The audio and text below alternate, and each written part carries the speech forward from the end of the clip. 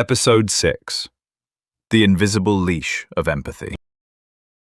Off your mask and sip your English. Mia often spoke as if she were reciting a sacred mantra, telling Mark that true love meant absolute unwavering empathy for her every thought.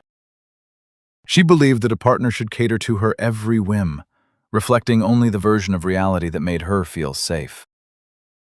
This belief was handed down by her mother, who consistently whispered that Mia deserved a man who would validate her entirely, without exception. Whenever Mark tried to offer a balanced perspective on her conflicts with friends, Mia would fly off the handle as if he had betrayed her. "Why aren't you sticking up for me?" she would demand, her voice trembling with the fear of being emotionally abandoned. Mark felt as though he were walking on eggshells, losing his own room to breathe within the suffocating demands of her expectations. One evening, Mark returned home worn out and began to share a stressful encounter he had at work.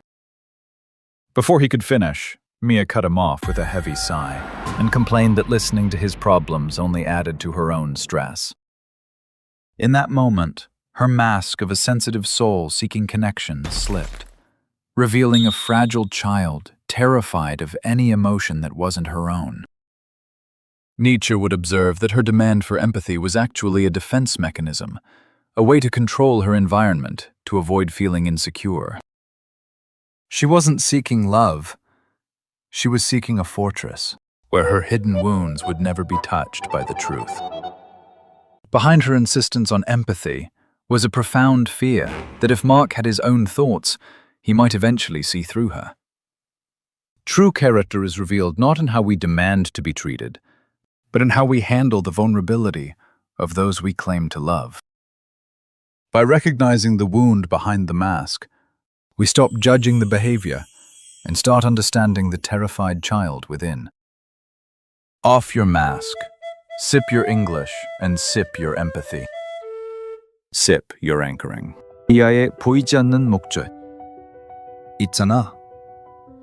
미아는 마치 reciting a sacred mantra, 주문을 읊조리듯 마크한테 unwavering, 흔들림 없는 공감만 해달라고 했대. 이게 다 엄마한테 핸다운 물려받은 생각 때문이었지.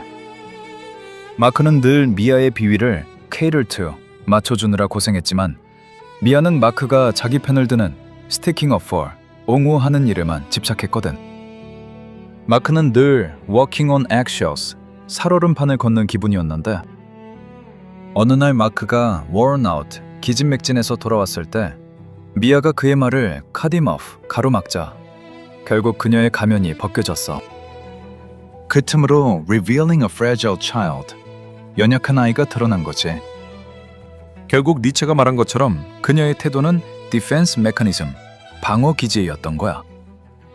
마크는 드디어 그녀의 실체를 see through, 꿰뚫어 보게 되었고 진정한 인격은 상대의 vulnerability, 상처받기 쉬운 모습을 어떻게 안아주느냐에 달렸다는 걸 깨달았대.